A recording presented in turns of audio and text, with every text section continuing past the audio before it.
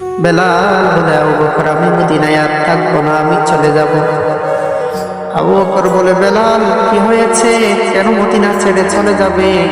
কেউ তোমাকে কষ্ট দিয়েছে নাকি কেউ তোমাকে ব্যথা দিয়েছে, নাকি তোমার কোনো অভাব রয়েছে? বলো, বাইতুল মাল থেকে বেতন দিয়ে দেব। বেলাল বলে, আবু বকর শুনো, আমাকে কেউ ব্যথা দেই নাই, আমাকে কেউ কষ্ট দেই নাই, আমার অভাব কেউ পূর্ণ করতে পারবে না।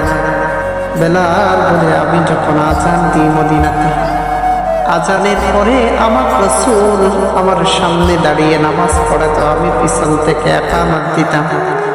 বলো আবু বকর, আজকে যদি আমি বেলাল আজান দিই, আজানের পরে কি আমার নবী আসবে কিনা? আমি তো নবীর রওজা দেখে আর সহ্য করতে পারিনি। আবু বকর বলে, বেলাল তাহলে তুমি নবীকে ভালোবাসো, আমরা কি নবীকে ভালোবাসি না? বেলাল বলে, হ্যাঁ তোমরা তো নবীকে ভালোবাসো, নবীর রওজা দেখে সহ্য করতে পারো, আমি বেলাল নবীর রওজা দেখে সহ্য করতে পারি না।